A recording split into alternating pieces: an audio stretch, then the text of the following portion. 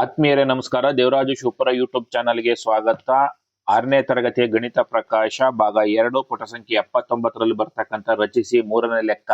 ಬಾಹುವಿನ ಉದ್ದ 4 ಸೆಂಟಿಮೀಟರ್ ಮತ್ತು ಕರ್ಣದ ಉದ್ದ 8 ಸೆಂಟಿಮೀಟರ್ ಇರುವಂತೆ ಒಂದು ಆಯತವನ್ನು ರಚಿಸಿ ಅಂತೇಳಿ ಕೇಳಿದರೆ, ಈಗ ನಾವು ರಫ್ ಸ್ಕೆಚ್ ಅನ್ನ ಹಾಕ್ಯಂತೀವಿ. ಯಾವಾಗ್ಲೂ ಕೂಡ ಜಿಯೋಮೆಟ್ರಿಲಿ ಮೊದಲು ಏನನ್ನ ಕೇಳಿರ್ತಾರೆ ಅದಕ್ಕೆ ಅನುಗುಣವಾಗಿ ಒಂದು ರಫ್ ಸ್ಕೆಚ್ ಅನ್ನ ಹಾಕ್ಯಂತ ಅಂದ್ರೆ ಈ ರೀತಿ ಬರಬೇಕು. ನಾವು ಅವನೇನು ಪ್ರಶ್ನೆಯನ್ನು ಕೇಳಿದರೆ ಪ್ರಶ್ನೆಯಲ್ಲಿ ಈ ರೀತಿ ಒಂದು 4 ಸೆಂಟಿಮೀಟರ್ ಇರ್ತಕ್ಕಂಥ ಬಾಹು ಮತ್ತು 8 ಸೆಂಟಿಮೀಟರ್ ಇರ್ತಕ್ಕಂಥ ಕರ್ಣ ಇರೋ ರೀತಿಯ ಒಂದು ಆಯತನ ರಚಿಸಬೇಕು. ಈ ರೀತಿ ಬರಬೇಕು ಅಂತೇಳಿ ಇಲ್ಲೇ ನಾವು ಅಳತೆಗಳನ್ನ ಇಟ್ಕೊಂಡು ರಚನೆ ಮಾಡಿರೋದಿಲ್ಲ ಪ್ರಾರಂಭದಲ್ಲಿ. ಮುಂದಿನ ಹಂತಕ್ಕೆ ಹೋಗೋಣ. ನಾವು ಅಳತೆ ಪಟ್ಟಿಯನ್ನು ಬಳಸಿ 4 ಸೆಂಟಿಮೀಟರ್ಗೆ ಸಮಾನವಾದಂತಹ ಒಂದು ಎ ಬಿ ರೇಖೆಯನ್ನ ಎಳೆದುಕೊಳ್ತೀವಿ.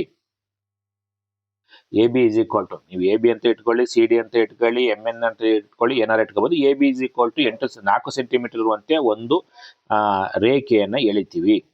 ನಂತರ ಪ್ರೊಟ್ರಾಕ್ಟರ್ ಅನ್ನ ಬಳಸಿ ಎ ಮತ್ತು ಬಿ ನಲ್ಲಿ ಎ ಬಿಗೆ ಲಂಬ ರೇಖೆಯನ್ನ ಎಳಿತಕ್ಕಂಥದ್ದು. ಈಗ ಎ ಬಿಂದುವಿನಲ್ಲಿ ಕೋನಮಾಪಕವನ್ನು ಇಟ್ಕೊಂತೀವಿ, 90 ಡಿಗ್ರಿಯನ್ನ ಗುರುತು ಮಾಡ್ತೀವಿ, ಈ ರೇಖೆಯನ್ನ ಸೇರಿಸ್ತೀವಿ.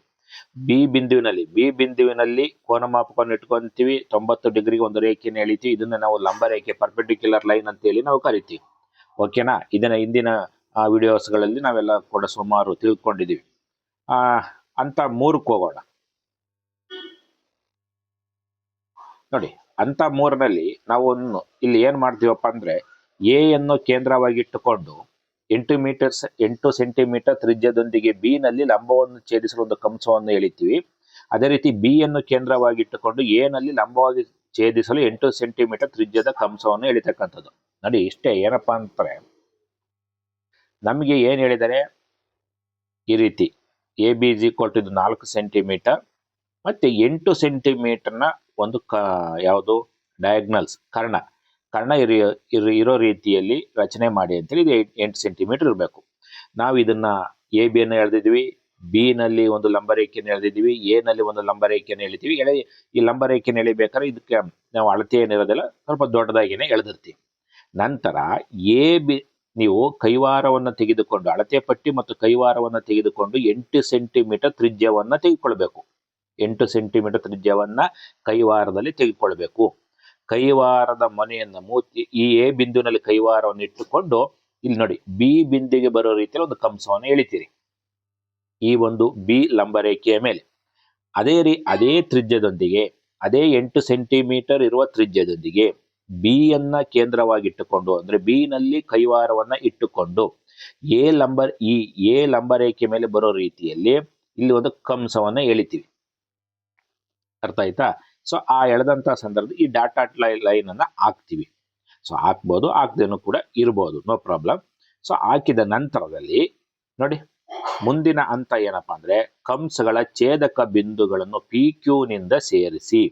ನೋಡಿ, ಪಿ ಕ್ಯೂ ನಾವೇನ್ ಮಾಡ್ತೀವಿ, ಈ ಕಂಸಗಳನ್ನ ಏನು ಕಟ್ ಮಾಡ್ತೀವಿ, ಆ ಕಟ್ ಮಾಡಿದಾಗ ನಂತರ ಈ ಪಿ ಕ್ಯೂ ಅನ್ನ ಸೇರಿಸ್ತೀವಿ. ಪಿ ಕ್ಯೂ ಅನ್ನ ಸೇರಿಸಿದಾಗ ನಮ್ಗೆ ಎ ಬಿ ಕ್ಯೂ ಪಿ ಅಂತಕ್ಕಂಥ ಒಂದು ಆಯತ ರಚನೆ ಆಗುತ್ತೆ. ಎ ಬಿ 4 ಸೆಂಟಿಮೀಟರ್ ಮತ್ತು ಎ ಕ್ಯೂ ಮತ್ತು ಬಿ ಪಿ ಏನಿದಾವೆ ಇವುಗಳು ಏನಾಗಿರ್ತವೆ, 8 ಸೆಂಟಿಮೀಟರ್ ಇರ್ತಕ್ಕಂಥ ಒಂದು ಆಯತ ರಚನೆ ಆಗತ್ತೆ.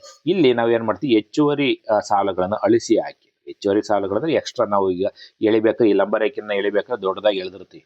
ಯಾಕೆಂದ್ರೆ ಈ ಕಂಸ ಎಲ್ಲಿ ಕಟ್ ಆಗುತ್ತೆ ಅಂತ ಗೊತ್ತಿರೋದಿಲ್ಲ. ಸೊ ಇವುಗಳನ್ನ ಹಿಂಗೆ ಕಂಸಗಳನ್ನು ದೊಡ್ಡದಾಗಿ ಎಳೆದಿರ್ತೀವಿ. ಅಂತ ಸಂದರ್ಭದಲ್ಲಿ ಈ ಹೆಚ್ಚುವರಿ ಇವು ಏನಿದಾವೆ ಅವುಗಳನ್ನ ನಾವು ಅಳಿಸಿ ಹಾಕ್ಬೋದು. ಈ ಕಂಸಗಳನ್ನೇನು ಪೂರ್ಣ ಪ್ರಮಾಣದಲ್ಲಿ ಅಳಿಸ್ತಕ್ಕಂಥ ಅವಶ್ಯಕತೆ ಏನು ಇಲ್ಲ. ಈ ರೀತಿ ಮಾಡಿದಂತ ಒಂದು ಸಂದರ್ಭದಲ್ಲಿ ನಮಗೆ ಬಾಹುವಿನ ಉದ್ದ 4 ಸೆಂಟಿಮೀಟರ್ ಮತ್ತು ಕರ್ಣದ ಉದ್ದ 8 ಸೆಂಟಿಮೀಟರ್ ಇರುವಂತೆ ಒಂದು ಆಯತ ರಚನೆ ಆಗತ್ತೆ. ಆತ್ಮೀಯರೇ, ನೀವು ಇನ್ನೂ ಕೂಡ ದೇವರಾಜು ಶಿವಪುರ ಯೂಟ್ಯೂಬ್ ಚಾನಲ್ಗೆ ಸಬ್ಸ್ಕ್ರೈಬ್ ಆಗಿಲ್ಲ ಅಂದ್ರೆ ಸಬ್ಸ್ಕ್ರೈಬ್ ಆಗಿ, ವಿಡಿಯೋ ಇಷ್ಟ ಆದ್ರೆ ಲೈಕ್ ಮಾಡಿ, ಶೇರ್ ಮಾಡಿ, ಮತ್ತು ವಿಡಿಯೋಗೆ ಸಂಬಂಧಪಟ್ಟಂತೆ ಯಾವ್ದಾದ್ರು ಡೌಟ್ಸ್ ಇದ್ರೆ ನೀವು ಕಾಮೆಂಟ್ ಸೆಕ್ಷನ್ ಅಲ್ಲಿ ತಿಳಿಸಬಹುದು.